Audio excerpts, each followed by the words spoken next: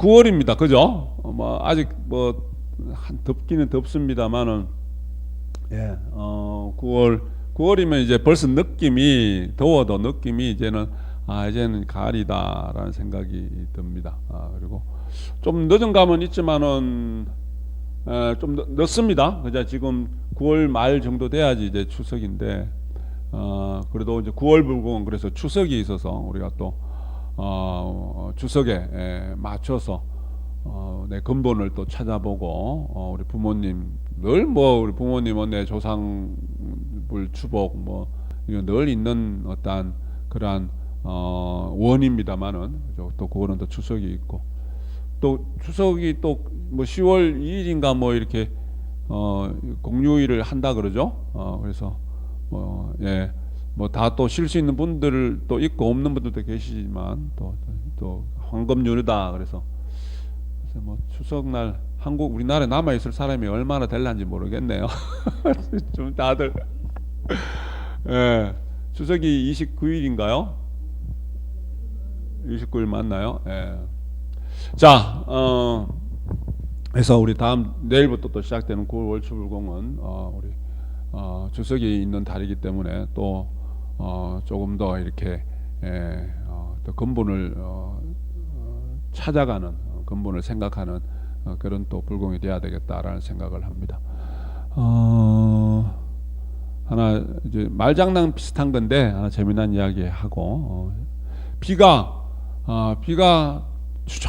추적 1시간 내내 비가 오는 걸 뭐라 그러는지 아세요? 비가 추적 1시간 내내 온대요.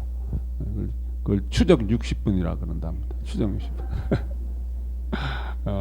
어저께 보니까 TV에 저녁에 뉴스 보니까 서울에 반려견과 같이 이제 즐길 수 있는 수영장이, 그래서 반려견이니까 수영을 같이 해요. 그래서 거기 솔직히 저는 이걸 어떻게 받아들일까 가끔 한 번씩 제가 마음이 그럴 때가 있는데, 뭐 같이 생명을 같이 우리가 같은 생명으로서 뭐 좋은 점이 또 있겠죠. 저는 이제 그렇게 생각을 합니다. 자, 여하튼 그래서 요즘은 사람과의 어떤 사람끼리 사람과의 관계에서보다도 개와 이제 개도 있고 물론 고양이도 있겠습니다만은 반려동물과 사람과의 관계가 더 이렇게 친밀하기도 하고, 사람이 이제 반려동물에 의해서 이렇게 개에 의해서 위안을 받기도 하고 서로 교감도 하고 그런 모습을 참 많이 볼 수 있어요. 그래서 오히려 개가 사람을 가리키기도 하죠. 그죠? 개가 사람을 가리키기도 합니다. 그걸 뭐라 그러지 아세요? 그 개인지도라고 그럽니다. 개인지도. 네. 하나 더. 스님이 과속하다가 단속됐대요. 스님이 차를 몰고 가다가 과속하다 단속이 됐는 걸 단속중이라고 이야기한답니다. 단속중. 예. 웃어보시라고. 예. 너무 웃어보시라고 드린 말씀이 너무 길었네요. 어저께 저녁에 보니까 뉴스를 내가 봐서 이제 말씀을 드립니다. 여하튼 우리가 이제 삶을 어떤 그러한 살아가는 가정 속에서 뭐 지옥아기 축생 수라인간 천상을 육도 육법계를 이야기합니다만은, 육법계가 우리가 다 같이 살아가는 우리 인간 세상뿐만 아니라 생명을 가진 모든 존재들, 그리고 인간 세상에는 육법계가 늘 같이 공존을 하고, 그죠? 그렇게 보면은 뭐 축생이 따로 있고, 우리가 거기 인간이 따로 있고, 뭐 그리고 인간 세상 속의 삶 속에 그러한 모습들이 또 다 같이 공존하는, 그죠? 공존하는 그런 모습이기도 합니다.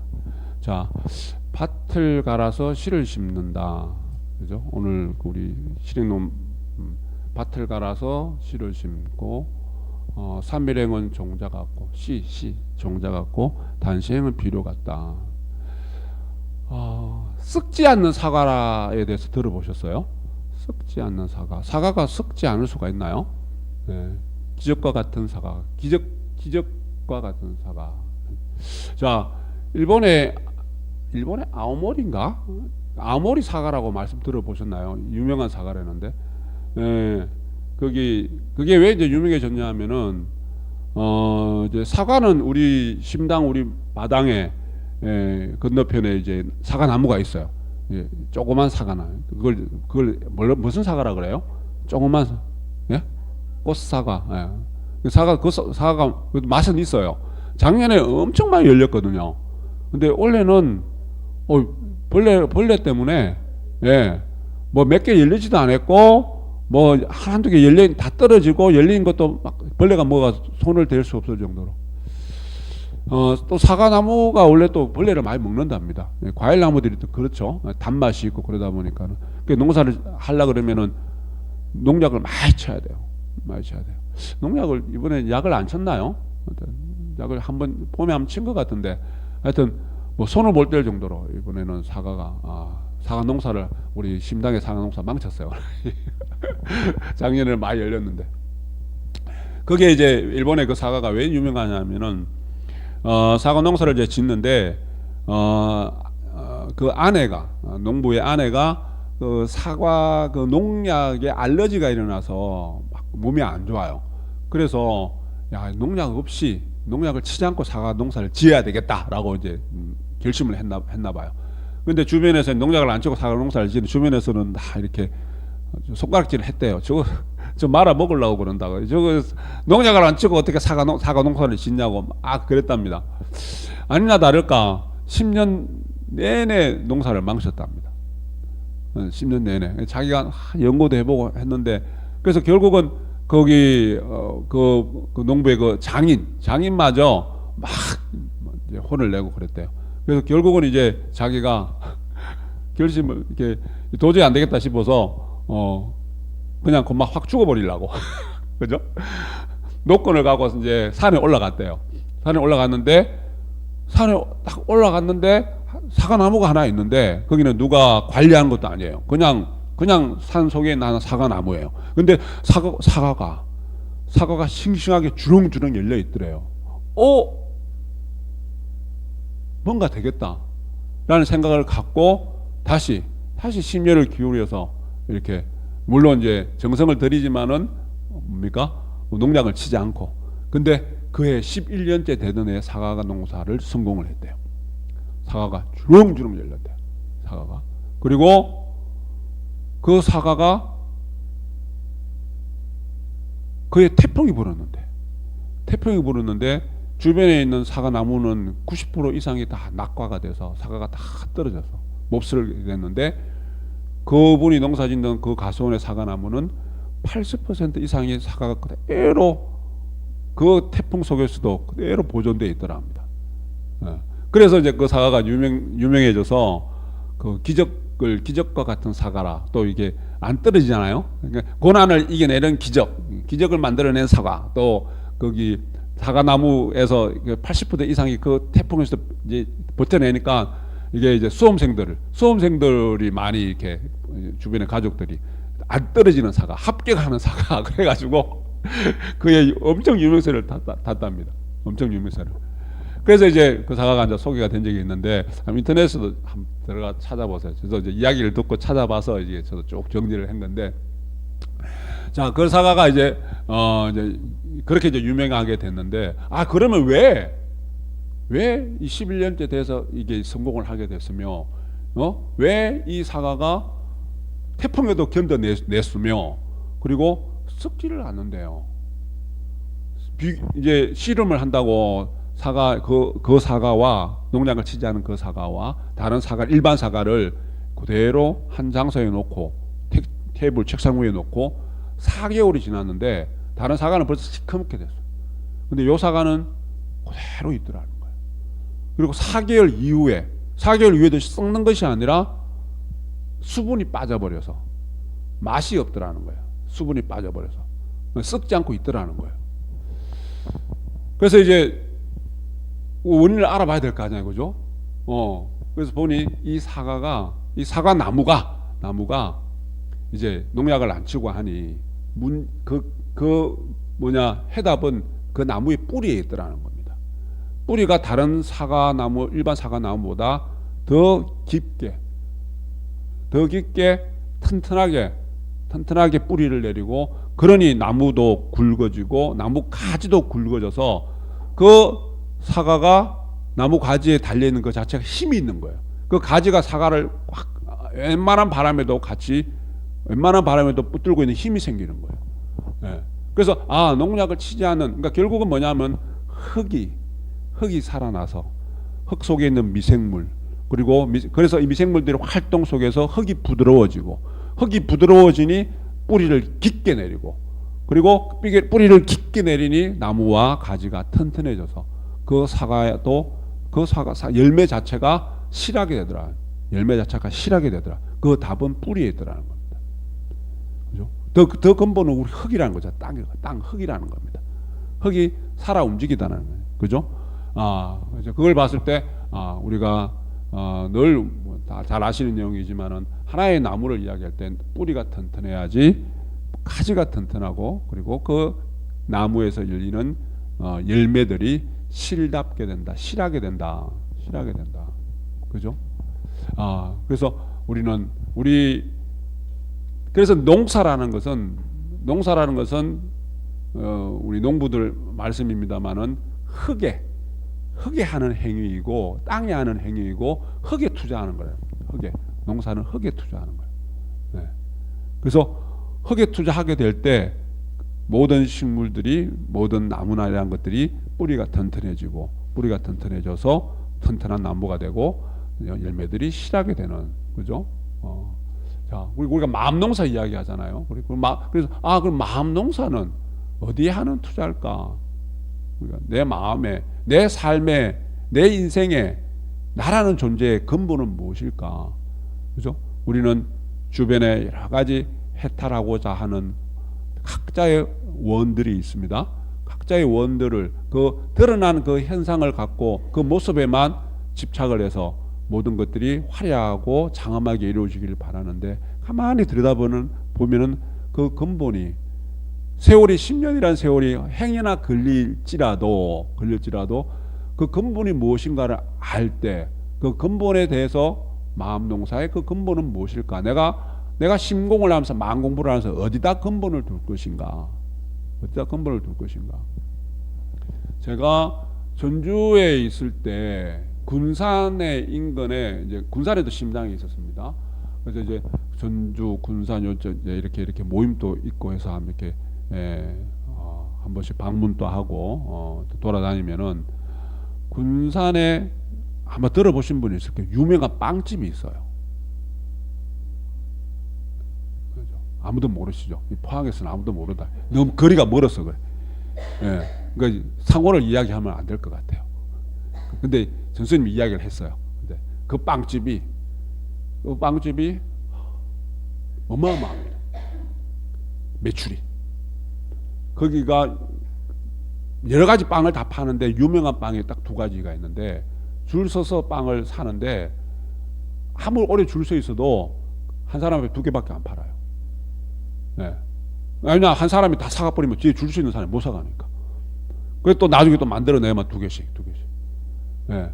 그래서 제가 한 번은 이렇게 이 집의 매출액이 얼마나 될까 한번 이렇게 계산기 두드려보니 어마어마합니다. 네. 가게에서 일하는 사람이 공장에, 우리 한 공장에 종업원들 일하듯이 막 가게 일하는 사람들이 막 엄청나요. 자, 그런데 그 집이 하시는 말씀이, 거기 같이 우리 금산 심당에 있을 때 전수님 이제 어렸을 때 들으셨겠죠. 정사님이 하시는 말씀이, 옛날에 이 집에 원래 어머니가 빵가게를 시작할 때 주변에 노점상들도 많고 뭐 그랬답니다. 다 이제 못 살 때니까. 그런데 주변에 있는 빵집 가게 주변에 있는 사람들이 배 고른 일이 없었답니다. 빵을 늘 무료로 드리고, 또 무료로 주면서 돈 내고 사 먹는 사람도 있고, 힘든 사람들한테 빵을 그렇게 베풀었대요, 주변에. 그래서 제가 그 이야기를 듣고, 부모님이 베푼 게 있구나, 부모님이 지어놓은 게 있구나, 그죠? 그리고 또 비슷한 거예요. 비슷한 건데, 이제 군산이 좀 이제 물론 뭐 각 지역마다 그런 게 있겠지만 좀 이렇게 맛집들이 좀 있습니다. 음식이 또 많나요. 전라도 음식이 또 만나는 게 좀 있습니다. 그래서 제가 짜장면 집이 있어요. 중국집이 있어요. 그 집에는 짜장면하고 짬뽕밖에 안 팔아요. 요리를 안 합니다. 그런데 거기도 줄을 서요. 엄청납니다. 엄청난데 그것도 그 이야기를 들어보니 배고파서 오는 사람한테 그냥 안 돌려보냈대요. 짜장면이나 짬뽕이나 돈이 100원밖에 없어요. 그럼 100원 받고 팔았답니다. 100원 받고 팔고 그 이제 위에 그 창업주 이제 부모님 때죠. 그죠? 그래서 아 이게 뿌린 대로 거두는 게 있구나. 그죠? 그래서 우리가 그런 측면에서 보면은 우리가 아까 마음 공부 차원에서 말씀을 드린 겁니다. 내가 부모된 마음으로서 가장 큰 원들이 뭡니까? 부모된 마음으로서 우리 자손들이 잘 되는 거잖아요. 창성하게 잘 되는 거잖아요. 그죠? 발전하고 그죠? 잘 되는 건데 그 근본이 결국은 내가 얼만큼 좋은 인연을 만들어 놓았느냐에 따라서 자식들이 받는구나.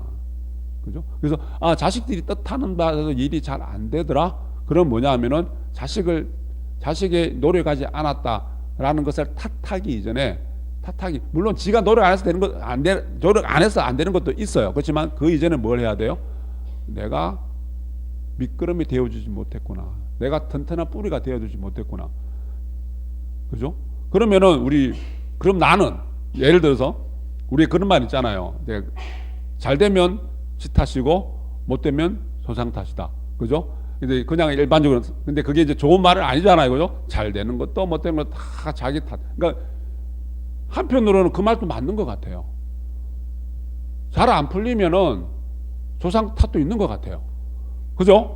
우리 어머니 아버지는 왜 또 그렇게 그 선을 못 베풀었을까? 우리 할아버지 할머니는 왜 좀 많이 베풀었으면 내가 인생이 좀 편할 텐데 라는 원망이 살짝 생기기도 하죠.